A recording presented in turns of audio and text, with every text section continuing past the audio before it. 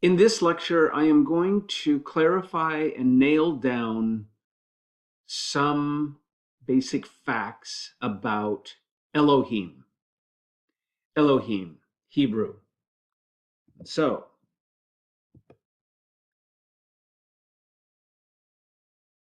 I hope the animation doesn't give anybody a headache. Elohim is a Hebrew word. As is well known, it is plural.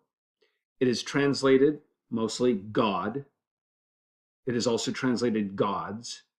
Its original meaning and form is gods, plural.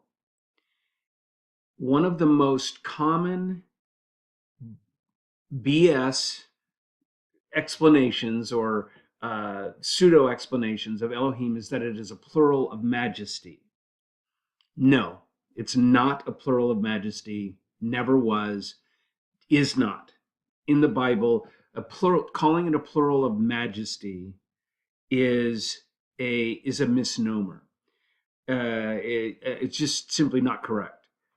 There are plurals of majesty in Shakespeare. Let us decree that Denmark shall serve us and give us tribute, says the King of Scotland. That's a plural of majesty. The Quran, the Islamic Quran, in the Arabic original, uses the plural of majesty in referring to Allah.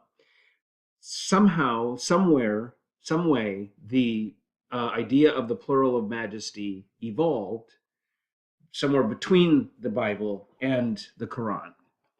But it's anachronistic. It's not only just inaccurate, but it's anachronistic to call Elohim in the Bible a plural of majesty. Elohim has a version in another language, in the language known as Aramaic. In Hebrew, Elohim, and in Aramaic it's Elahin. These two words illustrate one of the major differences between Aramaic and Hebrew. In Aramaic, you have an A vowel, Elahin, and in Hebrew, you have this dot over this letter is an O, and that is what Semitic grammarians call the Canaanite shift. Aramaic was the language that was spoken to the northeast and east of the Hebrew speakers who lived on the west of the Jordan River and the Sea of Galilee and the Dead Sea. And this was a common linguistic environment, and we find in ancient inscriptions and ancient literature, we find the occurrence of both of these words, Elohim and Elahin, and both of them mean the gods. Sometimes they are used with a definite article, the gods, or sometimes without the definite article, just gods. And they are plural, and they refer to the divine collective, just like you would read in Greek literature, in Homer, the gods. And every once in a while, in Homer, in Greek, it's hoi theoi, which includes goddesses, right? There's also a Greek word for goddess, and there is also a Hebrew word for goddess and an Aramaic word for goddess, because the people who spoke these languages in the earliest points of history and in their religious conceptualization believed that the sky, the air, underground, mountains, rivers, trees were all full of Elohim or Elahin, gods. And they imagined those beings in various ways. They related to them through the practices that we call religion. They sacrificed to them. They prayed to them. They burned incense for their pleasure. They asked them for favors, and so on. And this is what the terms meant originally. They're kind of generic, frozen in their plural form, and just like with in the early Greek tradition, as you find it in the Homeric epics, the Iliad and the Odyssey, Most of the time, when the gods generically are referred to as a collective, they are referred to as hoi theoi, the gods. Every once in a while, if we're talking about specific gods, then we name them: Zeus, Athena, Aphrodite. And it's the same in the Semitic speaking world of the land of Canaan that later became the land of Israel. They would refer generically to the gods, or they could talk about specific gods or goddesses by name. They had names like El and Baal and Asherah and Astarte. Uh, Ashiratu is actually the Canaanite form that becomes in Hebrew Asherah. And by the way, some early Israelites at the time that the Bible was being written left us writing and drawings on broken pottery that clearly indicate that they believed that the God of Israel, the specific God of Israel, Yahweh, had a wife named Asherah. That was borrowed from earlier religion where the head god El of the Canaanite pantheon, one of the Elohim, had a wife, Ashiratu or Athiratu. And they ruled the universe of the gods and the universe of the world of humans from the sky or from a mountain, same as in Greek, same as Zeus and Hera reigning on, sometimes they are referred to as being on Mount Olympus, and sometimes they are referred to as being in the sky, in heaven. And some Greek authors worked that out into a system. They're in heaven sometimes, and sometimes they have villas on Mount Olympus. In Canaanite literature, the Canaanite literature, it precedes that which precedes the Hebrew Bible. It's earlier and it influenced the Hebrew Bible. The mountain that the gods live on is Mount Sapon, and so on, right? This is the earliest world in which these terms emerge, from which they emerge, and how they were used. Gods. Sometimes it could be referred to, sometimes the word is used kind of collectively, and it can be used in a singular way, but generally its base meaning in both the languages, Aramaic and Hebrew, is gods. Now, this is text that expresses what I just said. So Elohim in Hebrew, Aramaic, same word in just a different dialect. Aramaic and Hebrew are very close together. Their similarities kind of are like, resemble the similarities between Spanish and Italian. And so I give you an idea of what they look like here, and then just a couple of thoughts. So El is not exactly sure exactly how, but El is related to Elohim. El was the proper name originally, the proper name of the head god of the pre-Israelite Semitic people that lived in the same place. And El is exactly equivalent to the Greek Zeus or the Latin Jupiter, etc. Babylonian Marduk, the king god. And as I already said, El had a wife, Asherah. I'll do a separate spiel on goddesses. And El became, over time, overuse. El became generic.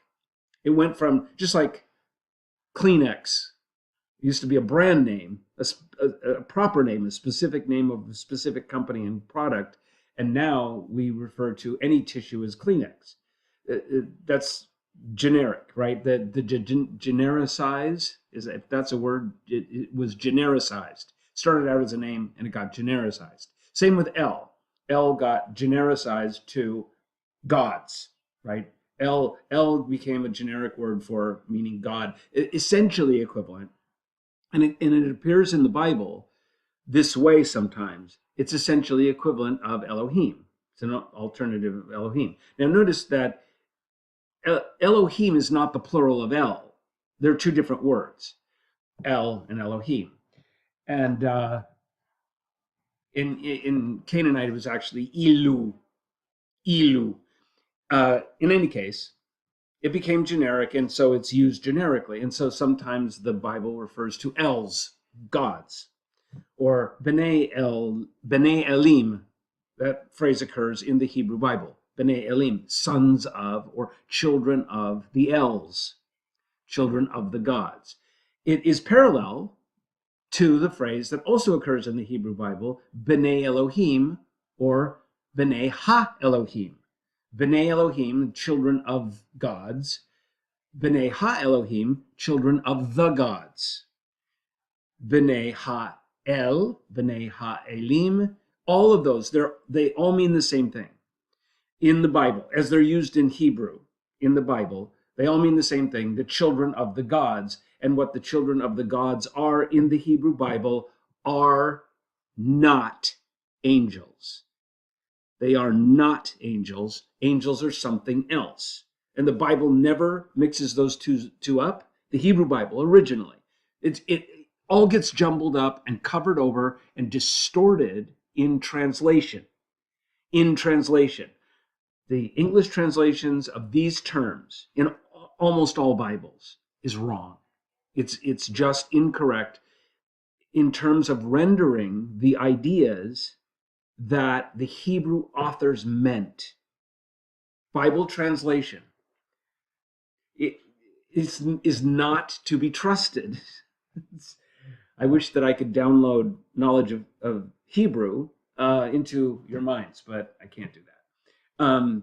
But that's why it's vitally important, if you don't have the time or the interest to learn Hebrew for reals, then reading, if you really want to know what the Bible says, you really want to understand it, you have to look at multiple translations and read the expositions, the articles, books, and commentaries by people who are expert in Hebrew to get the real stuff, the real story. Because translations, in many ways, deliberately distort and conceal what the Hebrew authors actually said and meant. All right. One more note on this. This cluster of words, especially the word El, is related probably to the Arabic word for God, Allah. But Allah is almost identical to what Christians who spoke a Semitic language that we call Syriac. Syriac is the name of a dialect of Aramaic that was spoken in the Middle East, and it was spoken by primarily, it was preserved. Christians didn't invent it, but all written Syriac that we have, pretty much all of it, was written by Christians. And it was a language that was kind of peculiar for Christians who spoke Semitic languages instead of Greek. All the earliest Christian literature we have is in Greek, but there were Christians, there was a whole bunch of Christian communities in the Middle East, in what is now Syria and northern Arabia, who spoke a dialect of Aramaic that we call Syriac. And the Syriac word for God is Allah, basically. And so sometimes Arabic scholars or people who are talking about Islam present the word Allah as being a combination of the Arabic definite article al plus the Arabic generic word for God, ilah. And that Arabic word for God, generic ilah, is cognate, has the same parent with the pan-Semitic generic word for God, originally the head God. To repeat myself and advance myself, in Canaanite, it's Ilu. In Babylonian, it's basically the same thing, Ilu. It comes into Hebrew as El. In Aramaic as El, or Elah, Aramaic is one of the differences between Aramaic and Hebrew.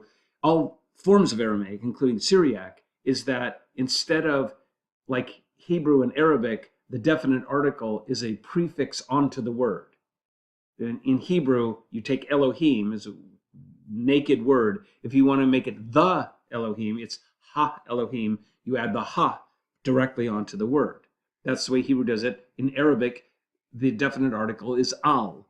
And so you add al onto the word, on the front of the word. In Aramaic, you add an ah to the end of the word to make it definite, to add the definite article. That's how we get Allah.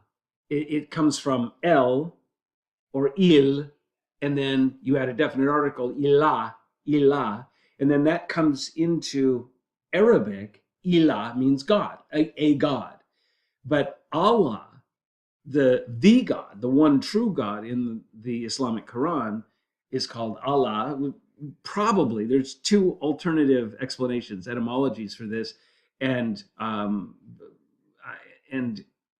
really not quite sure which one is correct, but the two are either Allah is a combination of al and ilah, the God, which literally means the God, or it is a borrowing from Syriac, and Syriac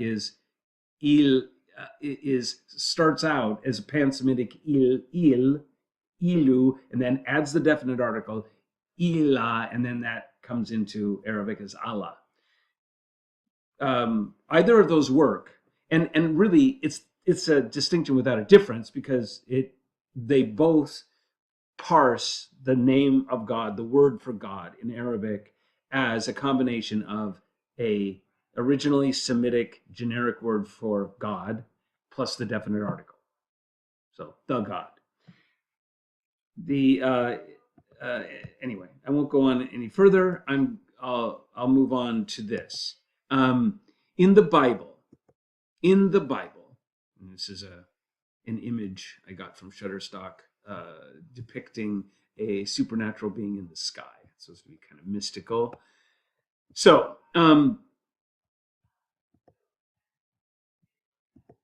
advance my slide. So, in the Bible, Elohim, now I'm going to focus in on Elohim, having given the background for it. In the Bible, Elohim has these meanings, and they have a historical sequence.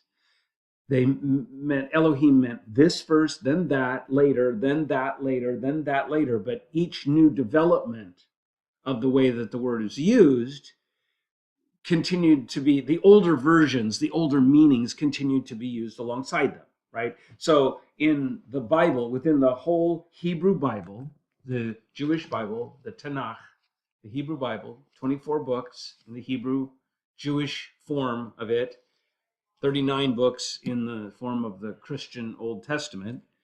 The Hebrew Bible uses the word Elohim in basically three distinct ways. So, first of all, it was gods, generic, not plural of majesty, gods. And it is frequently used in the Bible with a full plural meaning, full plural sense. And the thing that is surprising and perhaps difficult to grasp for students who are new to the academic study of religion, as I practice, that the people who wrote the earliest parts of the Bible had a religious belief system clearly communicated in the Bible. It's clearly in place. Had a religious belief system that there were many gods. They were polytheistic. They were not monotheistic. If you know the Bible only in English, or for that matter, only in Spanish or German, then this might seem jarring and surprising and maybe even offensive, because translations have deceived you. Sorry to put it that way, but it's true.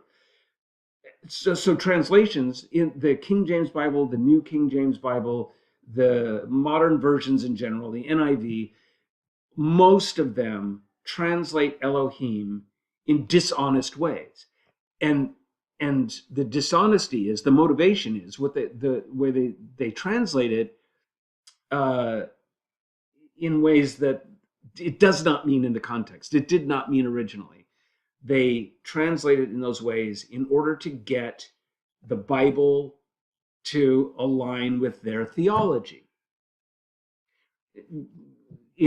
For my program as a historical critical scholar of the Bible, that's backwards. Right? I study the Bible to ascertain what the authors of it originally meant in their own context, in their own cultural setting, in their own belief system, hearing their voice, not what I don't render them in a way that imposes a religious belief system that didn't exist when they were writing their books. Didn't exist. The ideas that we impose on the Bible by translating it in the ways we do, that's exactly what we're doing when we do that. We're imposing a later religious belief system onto them because we take their writings as sacred scripture and we want it to agree with what we now believe. And that's the reason why there's a lot of confusion. That's also the reason why if you Google Elohim and do an end around what I'm presenting to you, you'll get pious answers to the question of what Elohim is all about. And that's where you'll get plurals of majesty and stuff. Okay, so God, the people who wrote the Bible, there are many places in the Bible, mostly older places. The Bible was written over many centuries.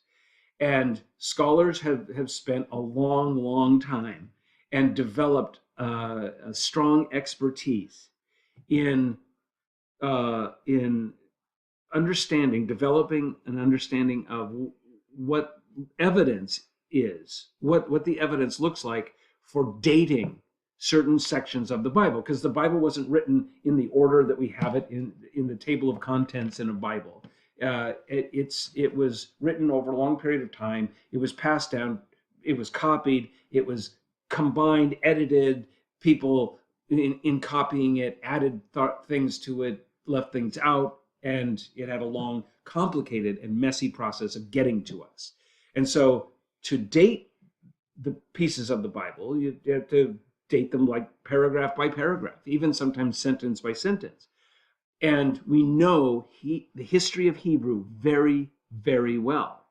And so partly the grammar and the Hebrew vocabulary and grammar used can indicate to us that here these two sentences are centuries older than the story around it that it's embedded in, right? So there are a handful of places in the Bible. They're found in various places like Deuteronomy.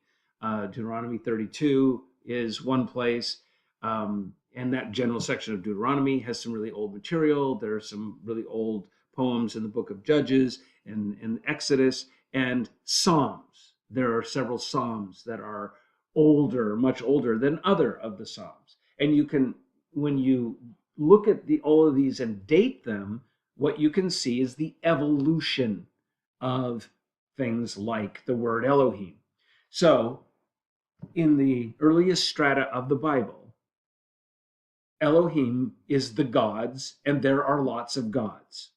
They believed that they were gods. In the Bible, there are a number of passages in which Yahweh is portrayed as one of the gods. Yahweh is a proper name, the proper name of God, of the God of Israel, not the God of Egypt. Yahweh is not the God of Egypt. Yahweh is not the God of Moab. Yahweh is not the God of Turkey. Yahweh is not the God of Syria. Yahweh is not the God of Greece. Yahweh is the God of Israel only. He's a national God, and they believed that all the other nations had their own gods. That the evidence that that is true of what they believed is very strong. They believed that, and in fact, they believed that Yahweh sometimes fought the gods of other nations. This is kind of the whole business behind the famous story in the book of Exodus, chapters 5 to 10 roughly, that Yahweh sends Moses, his emissary, his messenger, to Egypt, and there's a battle of the gods that goes on in the form of plagues. And Moses is given by Yahweh superpowers, basically, or a magic stick. And when he raises his stick and strikes the waters, they turn to blood. Or he can call plagues from the sky, make all the cattle sick, and so on. But the Egyptian priests and magicians can do the same things. And so they battle back and forth, but Yahweh wins because Yahweh can do more things than they can.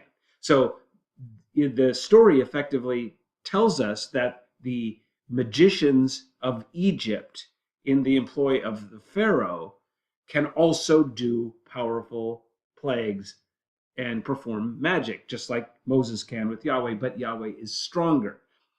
That theme, you see it come up all over the Bible. There's a couple of Psalms that talk about, Psalm 82 is one that talks about, and scholars believe the name Yahweh doesn't appear in Psalm 82, but it's in a section of Psalms that scholars believe were originally Psalms to Yahweh, and they scribes later changed it to Elohim for whatever theological reason that they had. But there's a specific reason why scholars think that, because everywhere else in the Bible, Yahweh is the preferred term for God. Yahweh in the pages of the Bible, the canonical Jewish Hebrew Bible, Yahweh appears almost 7,000 times. Almost 7,000 times. More times than Elohim. And Yahweh is the proper name. Elohim is generic, the gods. Yahweh is this particular God with a name. It's what his mama called him. Yahweh is Yahweh. I have a whole separate spiel on why translating Yahweh, the Lord, is just wrong. So, just got a text on my Apple Watch. Okay, so Elohim. The Yahweh is one of the Elohim. Yahweh is one of the Elohim. The Elohim, the gods. Yahweh is one of them, just like there are hoi theoi in Greece, and Zeus is one of them. If you're talking about what the gods in general are like or what they do, then you say hoi theoi. If you want to talk about what Zeus did last week, then you talk about Zeus, the guy, or Athena, or whoever you are telling a story about. Same, the Greek, the basic Greek conception of the invisible world, of supernatural beings, was very, very much the same in the early days as the Greek. The Greek and Hebrew were very, very similar in the early days. For Hebrews, it only changed later. But in the early days, there were lots and lots of gods and goddesses. They used the masculine form. There's also a feminine form. They used the masculine form when they were speaking generically of all of them. And then they had names. The gods have names to distinguish them from one another, just like we have names, just like humans have names. If you were the only human on the planet, you probably wouldn't have a proper name. You would just be the human, right? So that's the situation at the first level. And then to nuance that a little bit, in the Bible, sometimes Elohim is used collectively. Sometimes it's straight up plural, and sometimes it's used collectively. And when I say collectively, what I mean is something very specific. when Elohim is plural. It's not used sometimes plural. It is plural. It's always plural. But in context of sentences, it is sometimes used in a collective sense. And we know that that is true because the verb is singular. In Hebrew, the verbs, just like in English, only it's less clear in English, but all verbs are singular or plural. They're also, in Hebrew, all verbs are also masculine or feminine. So you know, even if the subject of the verb is not named, you know, with every Hebrew verb, you know whether the subject of the verb is male or female, and whether there's one of them or more of them. But there is such a thing as collective words. In every language, there are words that are singular in form, but plural in meaning, or rarer, but it's also true in all languages I know, there are words that are plural in form, but singular in meaning. Like in English, pants, pants, P-A-N-T-S, pants is always plural. It's plural in form, but it's always singular in meaning, right? We don't say I put my pantses on. We say I put my pants on. The pants are in the closet. If we want to single out multiple pants, then and specify I have 15 pair of pants. We say pair of pants, right? We have to clarify it because I have 15 pants. That would hit our English ears weird. What does that mean, right? Because pants, it's plural. It originally developed plural because there's two legs. Pantaloons, I think it's from pantaloons originally, but that's an example of a word that is plural in form but singular in meaning. There are lots of words that are plural, that are singular in form and plural in meaning. Or both, like sheep and deer.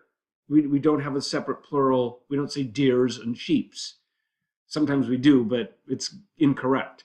In Hebrew, there are certain words for insects or cattle that are singular.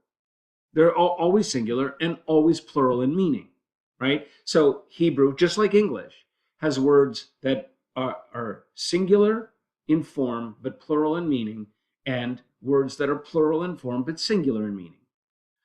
And so Elohim is originally and first and foremost and mainly plural. The gods. It can also be used in a singular sense. And when it is, the verb is singular. The Bible can say the gods say, or God says, right? But and it's Elohim in both.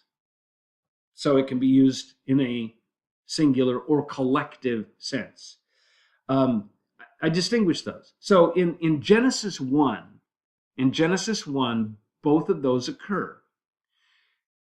It's Vayar Elohim Kitov. Elohim saw that it was good. Vayar is singular. Elohim, right? But then later on in the chapter, it says, Vayomer Elohim, let us, I'll just give it to you in English. Elohim said, let us make Adam, humanity, in our image, after our likeness, and let them have dominion over the fish of the sea, the birds of the air, and over all the earth. So there you have in Genesis, there are other places in the Bible where you can see this, but in Genesis it lays it out most clearly that Elohim alternates the verbs and the verbs, nouns, adjectives, and other parts of the sentence alternate singular and plural, because the reason is not. I mean, there's all kinds of monotheistic fantasies that have been trucked out to explain why Elohim is plural in places in Genesis, and they're all wrong. It's plural because Elohim there is conceived of as collective, and Yahweh is one of the Elohim. And so Elohim can be. Here's an example of this. In English, the word people is a collective noun. People, right? And people can be. We use people in a couple of ways. One way we use it is we use people as the plural of person. One person, two people. But people, an older meaning and form of people, is that it refers to a collective, a nation, right? The American people. And so the American people, the word people is grammatically collective, and it should be singular, therefore, right? But in our minds, the meaning of the word people is there's an inherent confusion in our minds because the word people is both singular and plural. It's singular when it refers to a collective, like the American people need more jobs. The American people are suffering under a recession. The American people. But you'll notice, and I did that when I was studying, really thinking about and studying the Hebrew word Elohim during the George W. Bush administration. One of the things that I did was I analyzed speeches of George W. Bush where he referred to the American people. And in any given speech that the president, in this case Bush, gave, referring to the American people, because that's what the speech was about, he alternated singular and plural verbs. The American people want, the American people wants. The American people need, the American people needs. Right? And we can modify people with French, black, white, Asian, etc. Right? Chinese, people. People refers to a collective entity when you want to address a group, but as a entity. People. That, I think, is the best analogy I can come up with for why Elohim alternates singular and plural in Genesis 1. In Genesis 2, the phrase pops up, and I explained this in my lectures on it in various classes, that Genesis 1 and Genesis 2 are two originally different creation stories. In Genesis 2, the name of the deity, the creator, switches from Elohim to Yahweh Elohim. And the people have bent over backwards to try to come up with a way that fits in with later religious ideas as to what Yahweh Elohim means. The most obvious that people don't want to do, people don't want to go there because it doesn't fit with religious ideas, is that Yahweh Elohim is Yahweh of the gods. And there are many, many, many, many other places in the Bible where you could point to the same phenomenon going on, where Yahweh is referred to as being one of the Elohim. And that's the most natural meaning of Yahweh Elohim. The traditional English translation is Lord God. Bullshit. It's not. That's not what it means. Yahweh Elohim means Yahweh of the gods, or the God Yahweh, just like you would say the goddess Athena.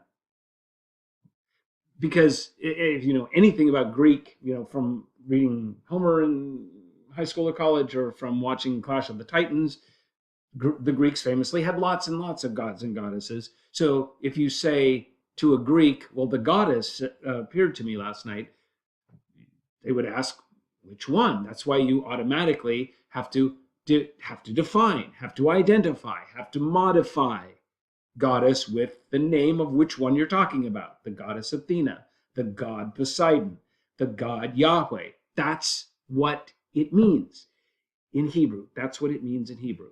All right. Now, an interesting phenomenon.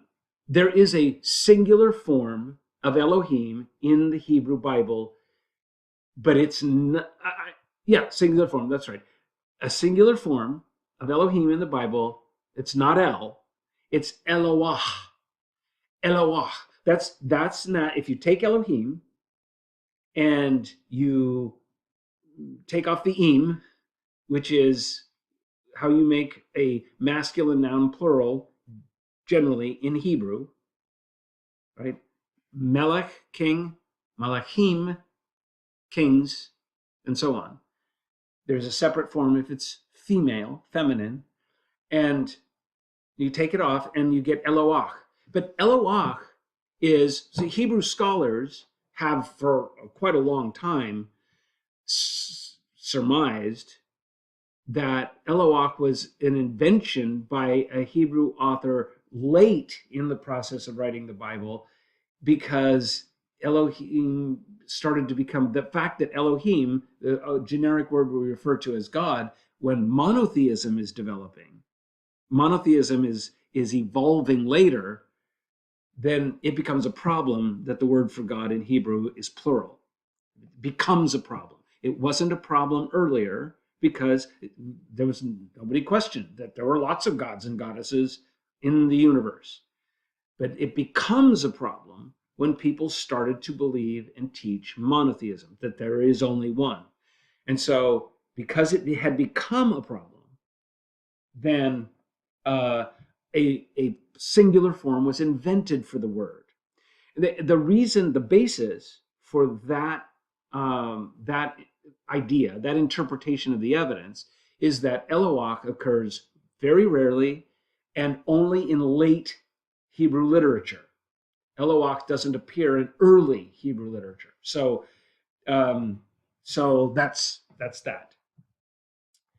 The translation, the beginning, the mother of the of changing what the Bible means through translation, that began with the book with the literature we call the Bible.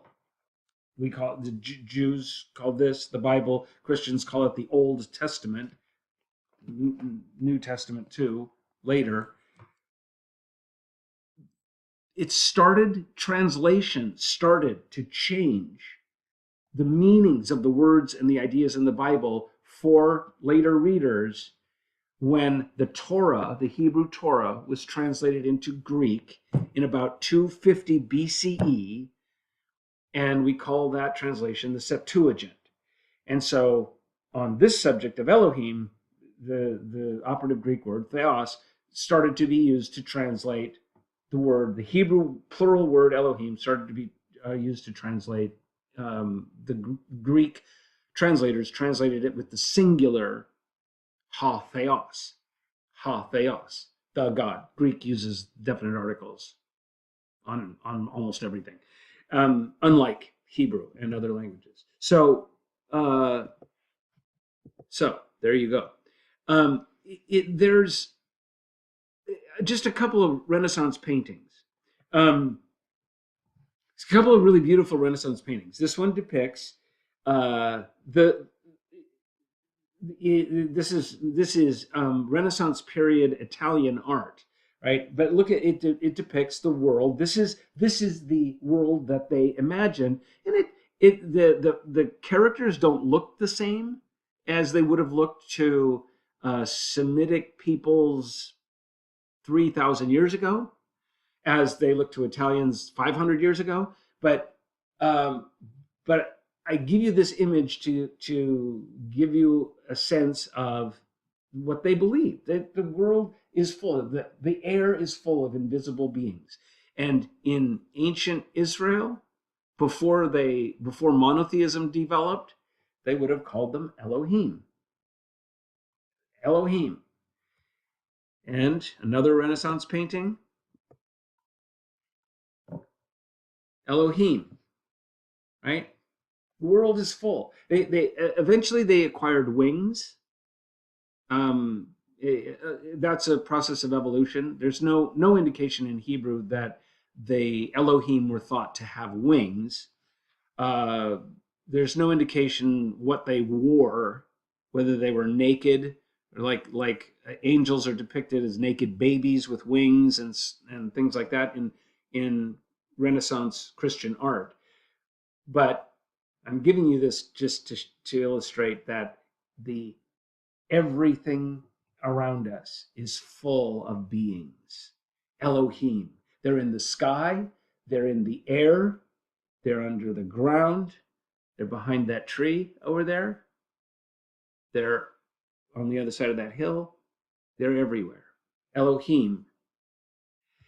And then just one final point, there is a fascinating ghost story in the Bible, 1 Samuel 28, 13 and 14.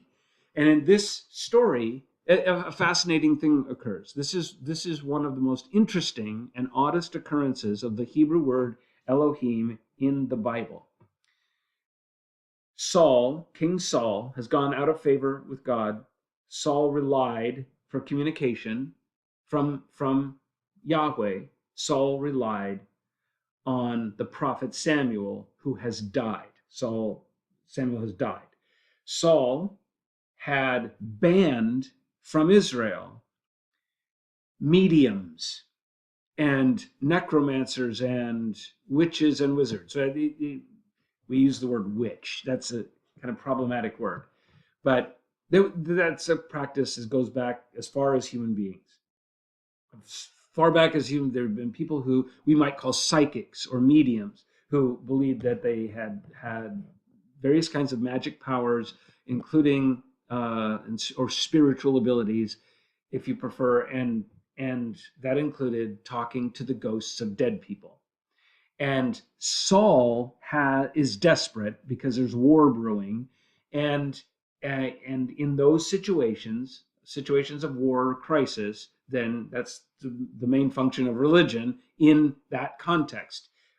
He needs to hear from Yahweh, his God, and Yahweh's cut him off, not talking to him. So he resorts to what he himself has decreed as an illegitimate religious practice: necromancy, talking to the dead. And so he disguises himself because, well, he's the king and he's made this law that you're not supposed to do this. So he disguises himself to go to a medium at a spring location called Ein Dor. Ein Dor, spring of door is what it means. Ein is Hebrew for spring. And um, and so he goes and asks this medium to conjure up the ghost from Sheol, down there underground, where they believed all the dead go. In the Hebrew Bible, there's no such thing as heaven and hell. All the dead go as ghosts to an underground place that they called Sheol. And so Saul asks the woman, we were never given her name, we're just given her profession. She's a medium. And Saul asks her to call up the ghost of who he'll tell her. And she says, okay, who do you want? And he says, I want you to call up Samuel. And then in verses 13 and 14, Samuel comes up. The ghost of Samuel comes up. And Saul can't see the ghost, but she can. That's why she's in business, because she has a special ability that people don't generally have, of being able to see and talk to ghosts. And so the ghost of Samuel comes up. Notice, comes up. Not down, not over, but up. The ghost comes up, and Saul asks the woman, what do you see? And she says, I see Elohim coming up from Sheol. I see Elohim. And then Saul wants more information and asks, what is its form? What does it look like? And she said, and then she describes it's an old man. I see an old man. And so Saul deduces that she has successfully conjured up the ghost of Samuel, and she's describing Samuel. So in this passage, Elohim means ghosts. In this passage, Elohim means ghosts. Now, given that communication with the dead, what older religion scholars generally call ancestor worship, is probably the oldest form of religion.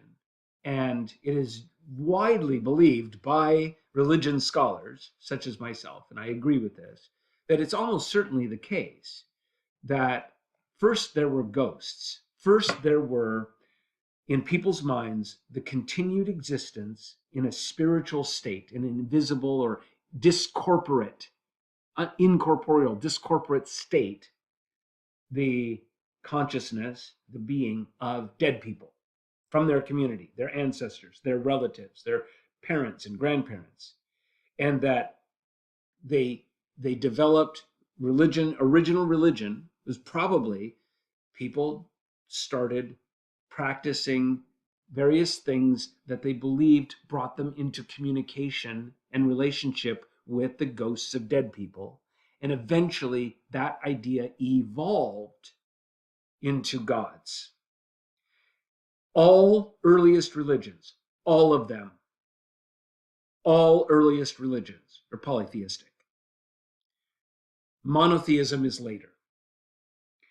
Many monotheists, Jews, Christians, and Muslims, are taught in their religious upbringing that it was the other way, that monotheism was first the original true religion, and that people corrupted it by becoming polytheistic.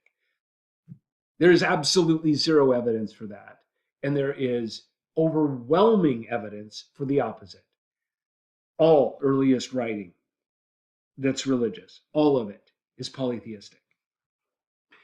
And what I'm suggesting is maybe Samuel, which is an older part of the Bible, this stories in 1 Samuel are among the older parts of the Bible, not the later ones, and that maybe this story preserves an idea, an older idea, that Elohim started out as ghosts.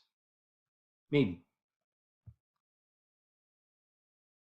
That's my spiel on Elohim.